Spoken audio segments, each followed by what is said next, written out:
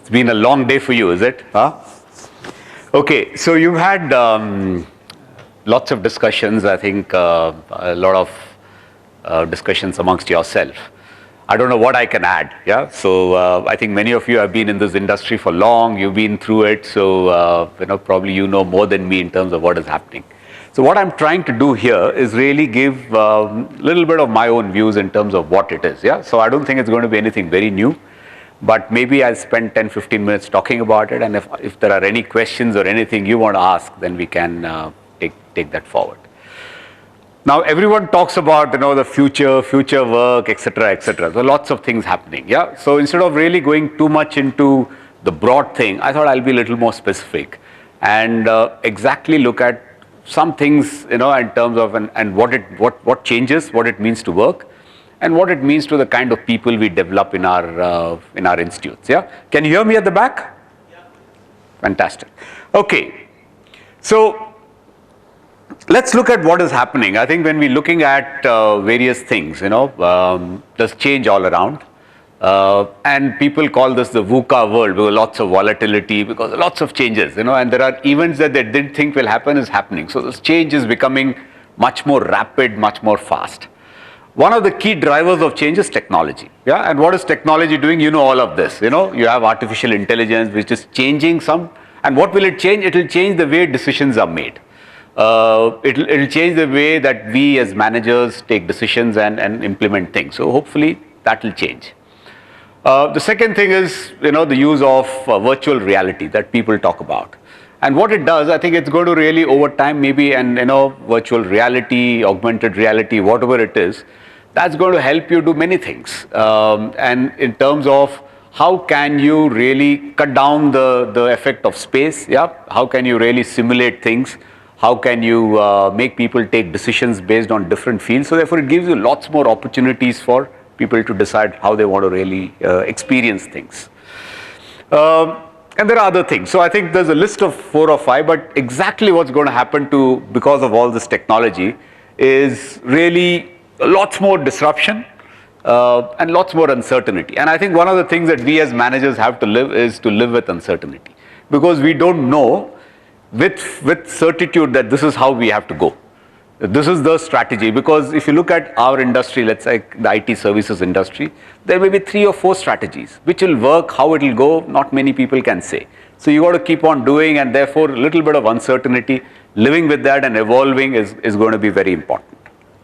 Now what are the, one of the fears that people have is all this change is going to have lots of robots coming in, lots of jobs will get lost, etc. But I don't think that's going to happen. There'll be some jobs which may get lost, but some new jobs and many more new different types of jobs will be created. About 100 years back in 1928, John Keynes mentioned, at that time he said, he said that in 100 years, in 2030, what we're going to have is the rich people are going to have only 15 hours of work to do. They'll have lots of leisure, because of all this industrialization, etc., etc. But now look at us, do we have leisure? I think all of us are working a lot more. Whether you're rich or poor, you're working a lot more. Yeah, everybody has to work, and that work keeps on increasing, and there are lots of newer things we're doing. So I think this fear that robots is going to take away work is not fair. It will take away some work, but it will give lots more newer work. But let's look at what is the kind of work that probably will come in this area. So because of technology, I see 3 big changes that we all have to be ready for. I think the first change is because of virtual reality, because of mobility and all the virtualization technology, is talent is becoming much more what I would call, it's a paradox actually. Talent can be sitting anywhere and doing any other work. So therefore, the talent market definition of the past is going away. Yeah, so therefore lots of virtual work can happen. Equally, on the other hand, because of this, in the past, in my age, we used to go anywhere we get job. I was there, I went to a job in Chandigarh and Bombay, wherever it takes us. But I think more and more people will say, listen, I want to be where I am. So I think people are becoming less mobile, but also at the same time, technology is removing these boundaries of job markets and talent markets. Yeah, so therefore, we've got to keep thinking about how can you sitting in Bangalore be global and do a global role, which is possible now. The second thing with all this automation and artificial intelligence, machine learning, etc., what happens is, and the use of mobility is decisions will be made much more faster. Yeah, because decisions don't need so much time. There is analysis already done. In the past, we used to have, we used to sit down, do all the analysis, lots of meetings with people, and then you take a call. This is what we need to do. But if you use artificial intelligence and all the analytics, some of that analysis and crunch work is already done. Yeah, so you got to now decide fast. And therefore, what's going to happen is real-time decision making, faster decision making is going to happen. And we need people who are able to start taking decisions much more. Yeah, so that's going to be more important. The third thing is all this which will happen is the more non-routine work. People who are doing rule-based work, sitting here and saying tick, tick, tick, that job will go away. Yeah, so therefore, mechanical rule-based work will go away. So what will replace is you have got to create the rules. You got to create newer things, and because new things will come, people need to learn much faster. So I would say ability to learn will be very, very important. Does it make sense so far? Okay.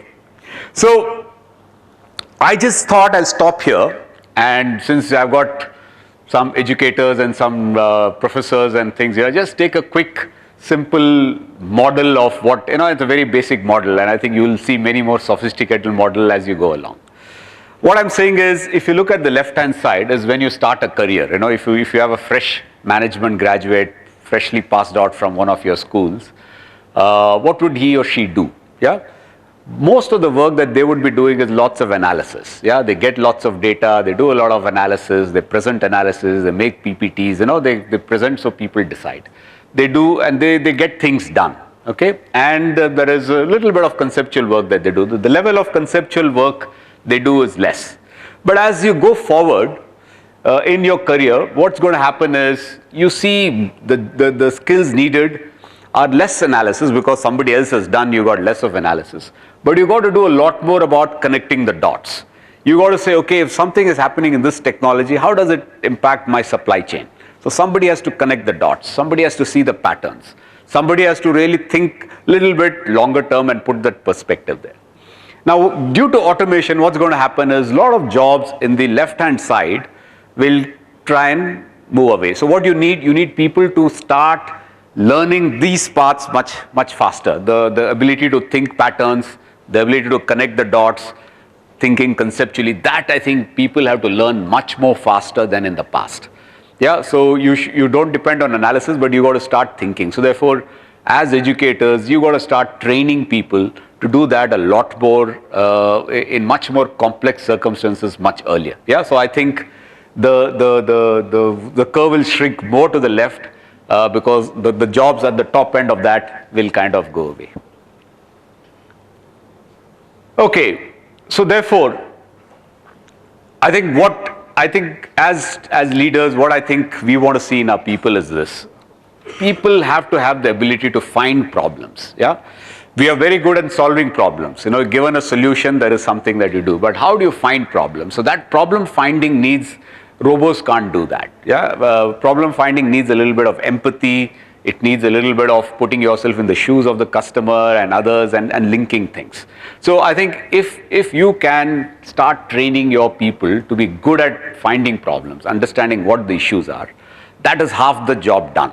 And solving the problem will be much easier because analysis will be easier and other things will come.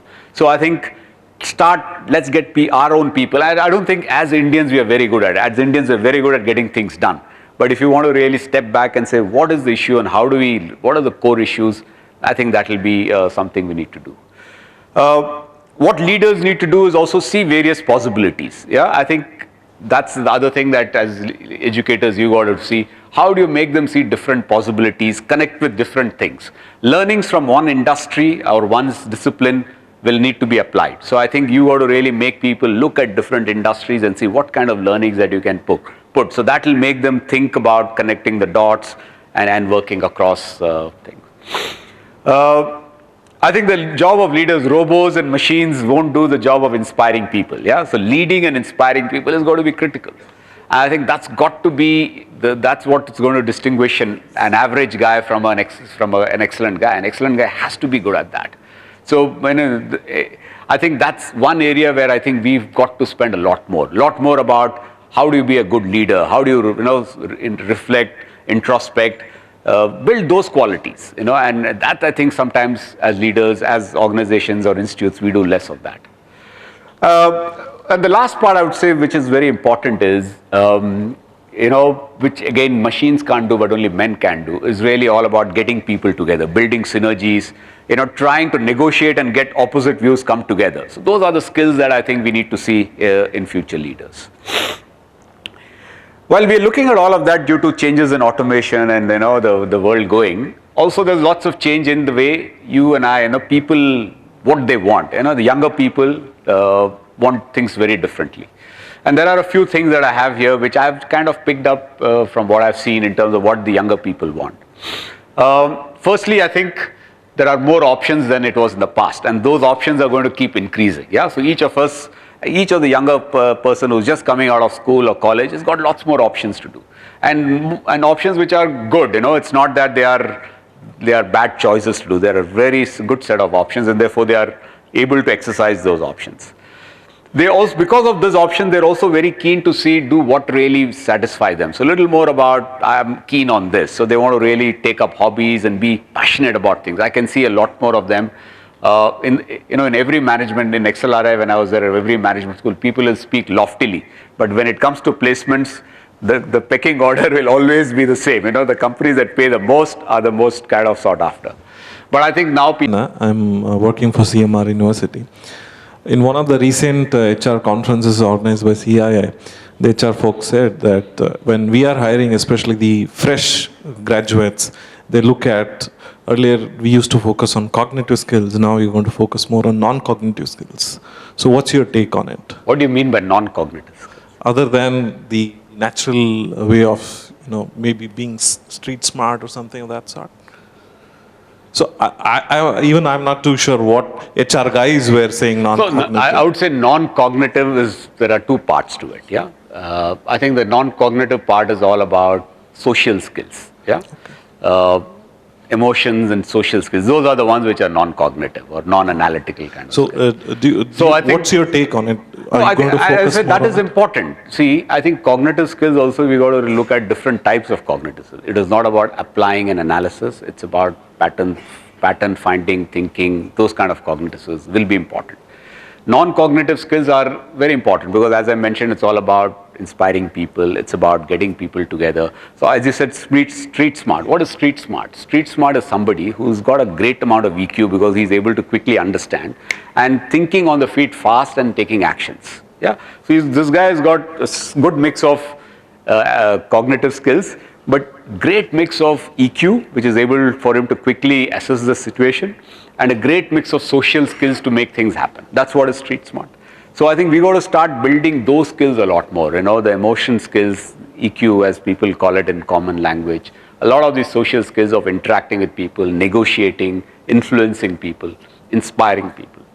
In addition to the technology part that you are talking about. Technology is going to be the base because because I think that's going to change a lot of things. So I think it's better to be a friend of technology and use it rather than say, oh, robots are coming, but why don't you start talking about how do you make that change happen?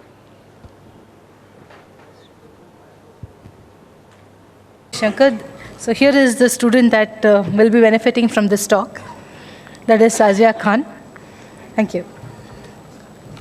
I think we'll break for a small tea break. Now, the last panel is a future roadmap, education and edupreneurship. I'll call out the panelists first so they can take their seats, and then we will continue with the introductions and then the panel discussion. So the panel chair, Mr. Satyanarayana, co-founder of Career Launcher, Mr. Maheshwar Peri, founder Career 360, Mr. Abdul Said, Basket Options, Mr. Amit Mahansaria, founder and CEO of Impartance. Can I have all of you on the stage, sir? To start with, let me introduce Mr. Satyanarayana. Satya is a cricket aficionado to the core. He dropped his class 12 board exams to get that one extra year of playing for his under-17 cricket team. He graduated from St. Stephen's College, New Delhi, and went on to study at the prestigious Indian Institute of Management, Bangalore. A brief stint at Ranbaxy was enough for him to realize that it was time to follow his passion, education and entrepreneurship. In 1995, with help from his friends, he started Career Launcher. Satya is also a prolific Urdu poet with publications to his credit. Welcome you, Satyanarayan. Thank you.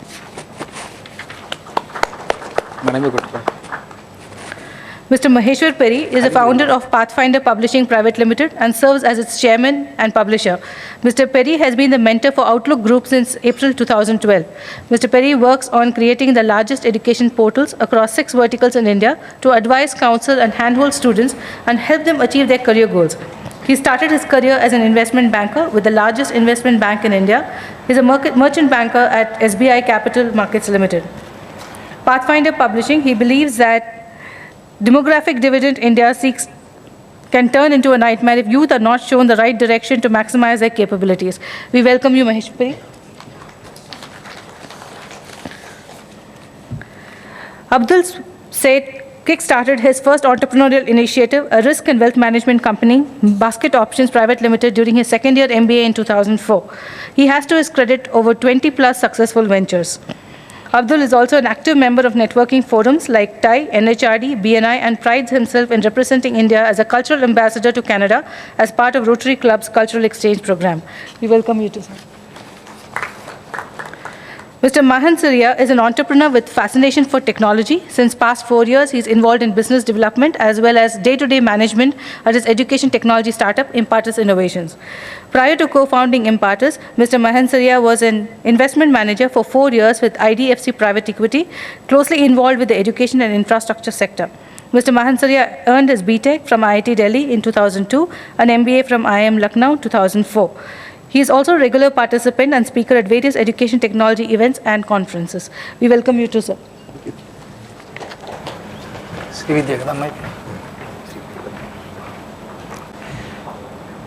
Hi, good afternoon. The picture right now in the hall has turned out to be much better than what we were prepared for. You know, we had a deal that when one is speaking, the other two will go and sit there, and then we'll exchange places so that at least we find some audience. So thank you very much for staying back. We'll try and keep it a little engaging and interactive. You know, the topic that Sanjay chose to give us has a bit of poetic analogy to it, and I chose to leave it fuzzy. You know, the topic is the future roadmap, education and edupreneurship. And the word edupreneurship itself is open to interpretation, or I have left it open to interpretation so that the speakers can choose whatever path they want to, whatever interpretation you wish to, so that it is not too straitjacketed in a forum like this. The broader the interpretation, the more original your script is, we'll be adding more value to the session. So we will use the following format. Each one of us will go for about 7 minutes. Don't cross 7.5. The rest 2 or 3 of us will hit you on your head if it crosses 7.5. We will finish the 4 interactions by 30 minutes, and then I'll try and stay active, take a few notes, and the rest of us will ask you a question when you finish. We can spend 10 minutes doing that. I would request you to feel free to note down a query or 2 that you might have to a particular speaker, throw it to us, and we'll pick it up so that we can close it in 50 minutes. So if that's okay, then I'll go the last, being the mother of the session. I'll request, Amit has been a good boy. He's been around since morning, and among the 3 people since morning, Amit has been is the youngest. So I'll let Amit go, followed by the senior most, followed by the just-in-time comer, Abdul, and then I'll go. Yeah? Come, Amit. Thanks for the introduction. And first of all, I'd like to thank the organizers for giving me this opportunity to share my experiences. It's indeed a humbling experience to speak before such an esteemed audience. And I don't come from an academic background. I've never taught in my life, but I do have practiced entrepreneurship. I've tried multiple ventures, failed and succeeded. So I'll take this opportunity to share my experiences, but before that, I'll give a brief background about myself to set the context. After completing my engineering and MBA, I went on to work with private equity and investment banking, working for close to a decade. All my entire career, I've worked closely with education sector companies or education sector startups, investing into them, seeing how they grew. My companies also were startup in some form or other. SBI Caps was my initial thing, then followed by Yes Bank, where I was part of the founding team. IDFC Private Equity, again a very small firm, a startup kind of culture. Entrepreneurship, I started way back in 2000 when I was in college, my third year of college. I started a venture along with a friend of mine, was unable, tried hard at it for a couple of months, couldn't make it succeed. Was engrossed into normal course activities. After working for a decade, in early 2011, I took my plunge, started a edtech startup, Fracton. Worked very hard for 2 years. It worked along with institutions, tried to make it success, couldn't happen, failed miserably. After 2 years, went back to the drawing board, spent some time realizing what mistakes I've done. And then, third time I've started Impartus in 2013.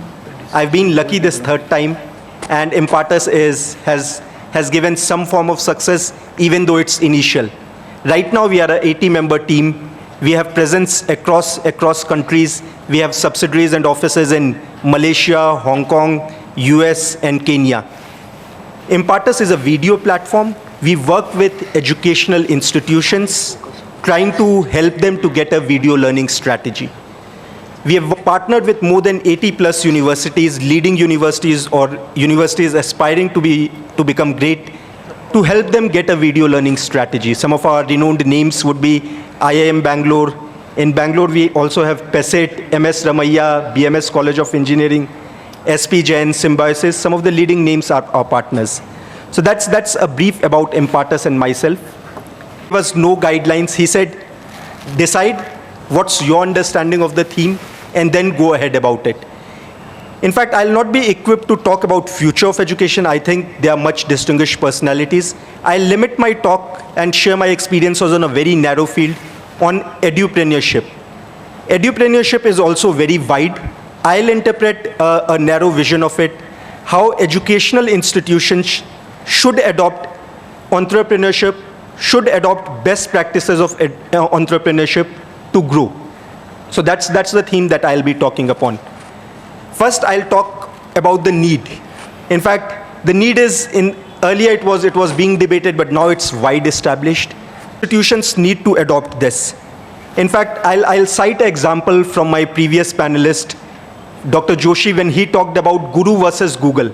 I think when it comes to sharing of information or sharing of facts or knowledge, Google is better than academician, Google is better than teachers.